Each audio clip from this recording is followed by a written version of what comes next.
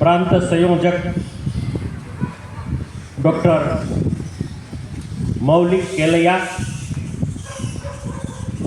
अस्माकम् आचार्यवर्याः धन्याः श्री तुषारभाई राजाणी, भगिन्यः अस्माकं पारुल भगिनी, अस्माकं भाविका भगिनी, अस्माकं PhD विद्यार्थिनः, अत्र उपस्थिताः सर्वे जनाः। यदि वयं सकृत् अपि प्रयत्नं करिष्यामः तर्हि अस्माकं जीवने, प्रतिदिन जीवने, व्यवहारे जीवने संस्कृतस्य उपयोगं सरलतया कर्तुं शक्नुमः इति मम दृढविश्वासः अस्ति। सरलं संस्कृतं वदामि तर्हि भवन्तः सर्वे तस्य अर्थः जानाति एव एवमहं चिन्तयामि। यदा वयं किञ्चिदपि प्रयत्नं कुर्मः, यदा किञ्चित् जानामः, किञ्चित् वदामः, तर्हि संस्कृतं तो अति सरलम् अस्ति। यदा वयं संस्कृतं जानीमः तर्हि अस्माकं कृते सर्वे ग्रन्थाः सुलभाः भविष्यन्ति। सर्वज्ञानं संस्कृते एव अस्ति। अस्माकं संस्कृति, अस्माकं मूल्याः सर्वे, यदा वयं कोऽपि विषयं स्वीकृत्य अग्रे गच्छामः तर्हि संस्कृतस्य ज्ञानम् आवश्यकम् अस्ति। संस्कृतस्य ज्ञान विना भारतस्य संस्कृतेः यद् किञ्चिदपि मूल्याः सन्ति तद् ज्ञानं न भवति। यदा संस्कृतं न जानीमः तर्हि संस्कृत भारती इति संस्था अस्ति। ગુજરાતીમાં વાત કરીએ તો આટલું સંસ્કૃત બોલ્યો એટલા માટે કે સંસ્કૃત કેટલું સરળ છે એ આપ સર્વેને સર્વેત્રે કપાણીએ જ્ઞાનમુદ્રાય કૃષ્ણાય ગીતામૃત દુહે નમઃ। ગણપતિ દાદાના સાનિધ્યમાં બેઠા છીએ એટલે વક્રતુંડ મહાકાય સૂર્યકોટિ સમપ્રભ નિર્વિઘ્નમ કુરુ મે દેવ સર્વકાર્યેષુ સર્વદા। સૌથી પહેલો પ્રશ્ન છે વાય સંસ્કૃત? સંસ્કૃત શા માટે? કિમર્થમ? સંસ્કૃત કિમર્થમ? अस्माकं जीवने संस्कृतस्य आवश्यकता किमर्थम अस्ति? આપણા જીવનની અંદર સંસ્કૃતની આવશ્યકતા, જરૂરત શા માટે છે? તો હું તમને કહીશ, આનંદનો વિષય છે કે અમારા આ ભગિનીઓ જે સંસ્કૃત ભારતી સાથે જોડાયેલા છે એમણે આવો સરસ મજાનો પ્રયત્ન કર્યો છે, આપને બધાને અત્રે આમંત્રિત કર્યા છે। એ ખરેખર હું એમને ધન્યવાદ આપું છું કે આવો ખૂબ સરસ, એમને આપણે તાલીઓથી વધાવીએ કે આટલું આ કેશોદની અંદર આવો પ્રયત્ન કરવાવાળા અને આ રીતે આવું આયોજન કરવા પ્રથમ વખત આયોજન થઈ રહ્યું છે। ખરેખર ખૂબ અમને આનંદ થાય છે, આનંદનો વિષય છે। અને અમારા સર તો અહીંયા બેઠેલા છે, સંસ્કૃતવાળા સર બેઠેલા છે, તો એ પણ અત્રે ઉપસ્થિત છે, તો એમને તો ખબર છે કે સંસ્કૃતની શું મૂલ્યતા છે। તો એમને ખૂબ ધન્યવાદ પહેલાં તો। અને આપ સર્વે આવ્યા છો તો આપના હૃદયમાં બિરાજમાન જે પરમાત્મા રૂપી જે ચૈતન્ય બિરાજે છે એમને પણ હું નમસ્કાર કરું છું. જઈએ આપણી વિષય ઉપર જઈએ. વાય સંસ્કૃત? તો સંસ્કૃતને હું કહીશ કે બીજું બધું કંઈ અલગ હશે, પણ વ્યક્તિગત રૂપે જે વ્યક્તિ સંસ્કૃત બોલશે એને પ્રાણાયામ કરવાની પણ જરૂરત નથી. નંબર 1 પહેલી વસ્તુ. કારણ કે દાખલા તરીકે કોઈ બોલે નમઃ, તો નમઃ તો હ જે બોલાય છે એ ભસ્ત્રિકા પ્રાણાયામ છે, એક જાતનો ભસ્ત્રિકા પ્રાણાયામ છે. જુદા જુદા સંસ્કૃતની અંદર બીજક મંત્રોની વાત કરવામાં આવી છે. દાખલા તરીકે લ છે તો એની પર મીંડું મૂકી દે, અનુસ્વાર મૂકીએ તો લમ. તો લમ છે એ પૃથ્વી તત્વ છે. રમ છે, રની ઉપર બિંદુ, તો એ જે છે અગ્નિ તત્વ છે. વ છે, વની ઉપર વમ એવું કહેવામાં આવે. એની લાગતી હોય, શરીરમાં ટેમ્પરેચર હોય, તાવ આવ્યો હોય, અને આપણા શાસ્ત્રો, સંસ્કૃતના શાસ્ત્રો કહે છે કે તમે વમ વમ વમ વમ વમ વમ એવું 28 વખતે બોલવામાં આવે તો તમારું બોડીનું ટેમ્પરેચર ડાઉન થઈ જાય છે. સરસ મજાનું કુલિંગ સિસ્ટમ તમારી અંદર ઊભી કરે છે. એટલે કે પહેલો ફાયદો વાય સંસ્કૃત. શા માટે સંસ્કૃત જરૂરી છે? તો વ્યક્તિગત રૂપે આપણા વ્યક્તિની અંદર, આપણા શરીરની અંદર, આપણી અંદર એક અદ્ભુત પ્રકારની ચેતનાનો સંચાર કરે છે. આપણું શરીર છે એ પિંડ છે. યથા બ્રહ્માંડે તથા પિંડે, સંસ્કૃતમાં એવું કહેવામાં આવે છે. જે કંઈ આ બ્રહ્માંડની અંદર છે એ આપણા પિંડની અંદર છે. પણ એ એનર્જીને, એ શક્તિને અસ્માકમ શરીરે કથમ વયમ આવાહયામઃ, આપણા શરીરમાં એનું આવાહન કેવી રીતે કરી શકાય? આપણે વર્ચસ્વી કેવી રીતે બનીએ? આપણે ઓજસ્વી કેવી રીતે બનીએ? આપણે સ્વસ્થ કેવી રીતે બનીએ? આ તો પહેલું છે. આપણે બધાને લાંબુ જીવવું છે, બધાને સ્વસ્થ રહેવું છે, બધાને સરસ રીતે પોતાનું જીવન વ્યાપિત કરવું છે. તો સંસ્કૃત જેમને આવડતું હશે એમની તબિયત, એમનું સ્વાસ્થ્ય ખૂબ સારું રહેશે. કેમ? કારણ કે જે રીતના ઉચ્ચારો કરવામાં આવે છે, એ ઉચ્ચારો જે અમે શીખવીએ છીએ એ તમારા શરીરની અંદર બાયોલોજિકલ ચેન્જ લાવે છે, શારીરિક પરિવર્તન લાવે છે. આપણા શાસ્ત્રોની અંદર અનેક પ્રકારના મંત્રો, અનેક પ્રકારના બીજ મંત્રો, અનેક પ્રકારની ફોર્મ્યુલા એ છે, પણ આપણે જાણતા નથી. કેમ? સંસ્કૃત નથી આવડતું. સંસ્કૃતની અંદર આપણી આખી સંસ્કૃતિ સમાય. કોઈ પણ વિષય લઈ લો, તમારે અર્થશાસ્ત્રમાં આગળ વધવું હોય, તમારે વિજ્ઞાનમાં આગળ વધવું હોય, તમારે આર્કિટેક્ટમાં આગળ વધવું હોય, તમારે જે વિષયોની અંદર આગળ વધવું હોય, દાખલા તરીકે માઇક્રોબાયોલોજીની અંદર આગળ વધવું હોય, તો પણ સંસ્કૃતમાં અત્યારે ખૂબ જ ઊંડાણપૂર્વક જોવા મળે છે. હું તમારી સામે એક જ વસ્તુ કહીશ કે આખું વિશ્વ કેવી રીતે બનેલું છે, શેમાંથી બનેલું છે, એ જો જાણવું હોય તો આપણને સંસ્કૃત ગ્રંથો અને સંસ્કૃત સૂક્તોમાંથી જાણવા મળે છે. દાખલા તરીકે હું ઉદાહરણ આપીશ, ખાલી એમનેમની વાત કરું.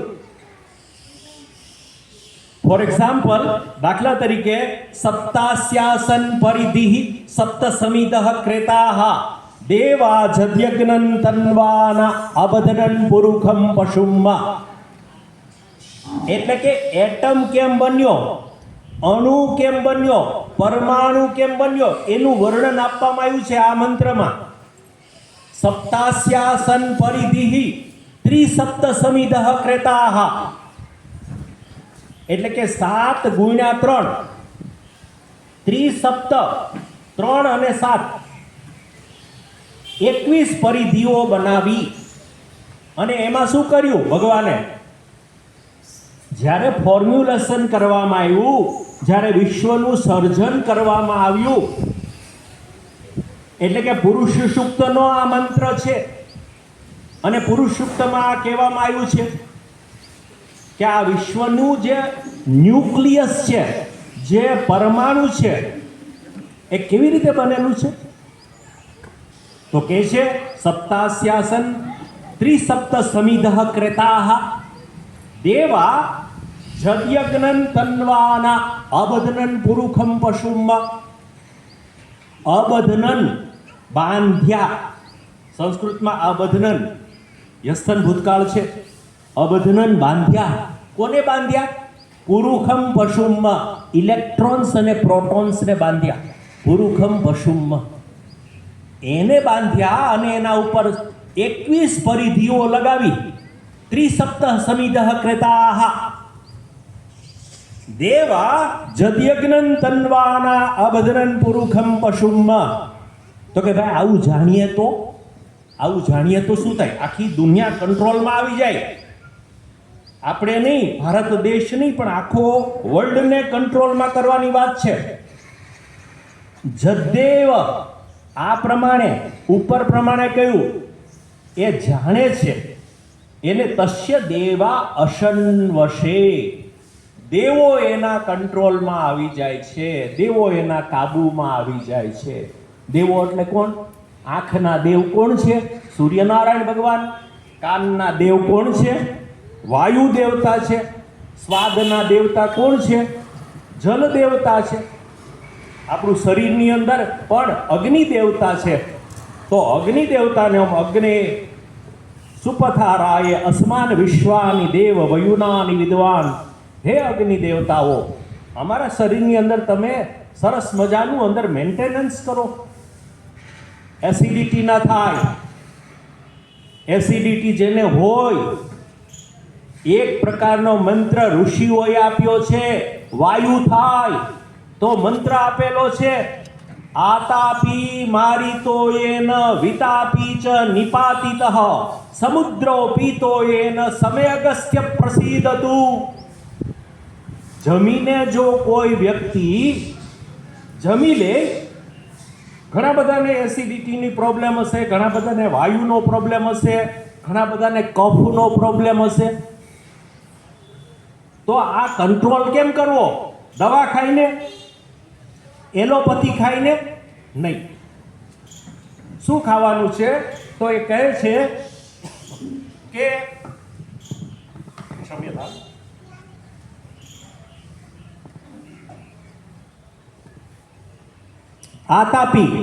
આતાપીનો અર્થ શું થાય?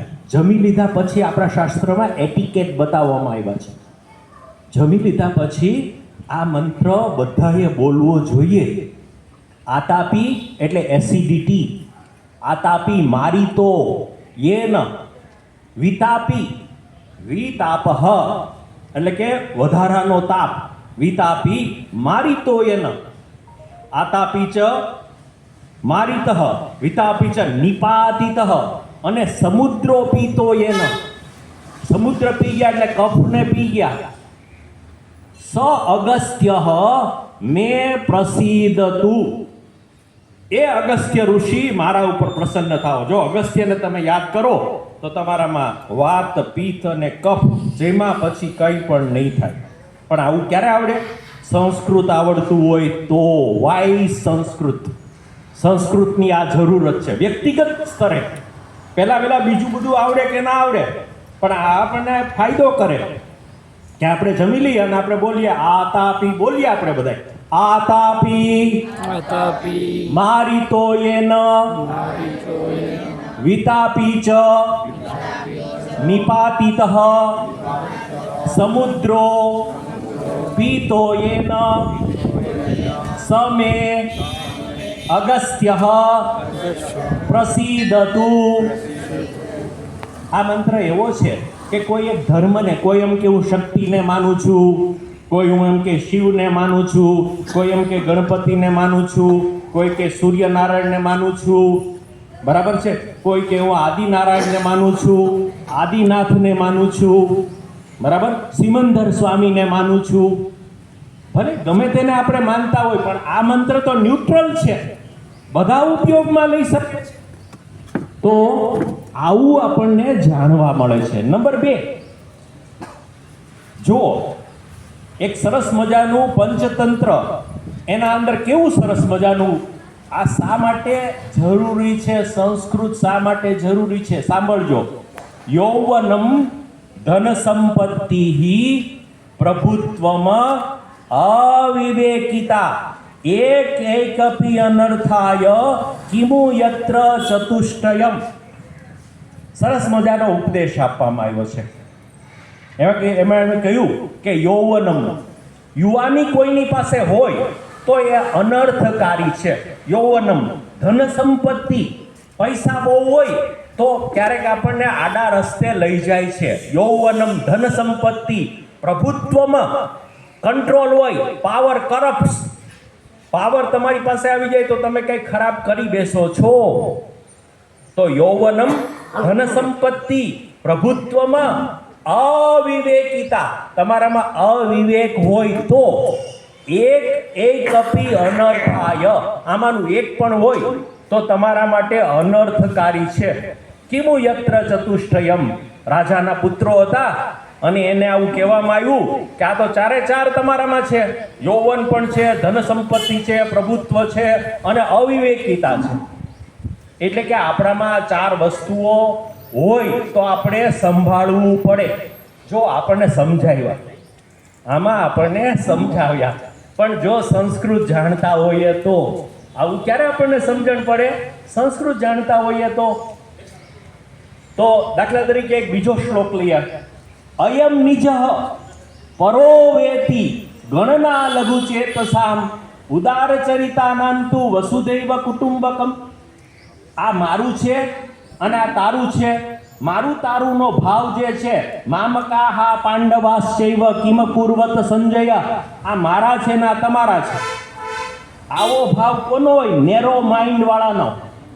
નેરો માઇન્ડ, જો સરસ શબ્દ વાપર્યો છે ત્યાં કહ્યું કે અયમ નિજ, આ મારું છે.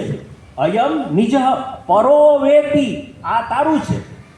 ગણના લઘુ ચેતસામ, નેરો માઇન્ડ, લઘુ ચેતસામ, જેનું ચેતસ નાનું છે, જેનું મન નાનું છે, એને આવી ગણતરીઓ હોય. પણ ઉદાર ચરિતાનાંતુ, પણ જેનું હૃદય ઉદાર છે એના માટે તો વસુધા એવ કુટુંબકમ, આ આખી પૃથ્વી છે એ જ કુટુંબ છે. તો આવી આખા વિશ્વને, એ કુર્વંતો આર્યમ વિશ્વમ, આખા વિશ્વને આર્ય બનાવવાની જો કોઈ વાત હોય તો કેવળ અને કેવળ સંસ્કૃતની ભાષામાં છે, સંસ્કૃતમાં છે, બીજી કોઈ ભાષામાં નથી. એટલે આવો વિશ્વવ્યાપી જે એક સરસ મજાનો કોન્સેપ્ટ છે, જે ખ્યાલ છે, એ સંસ્કૃતમાંથી આપણને મળે છે.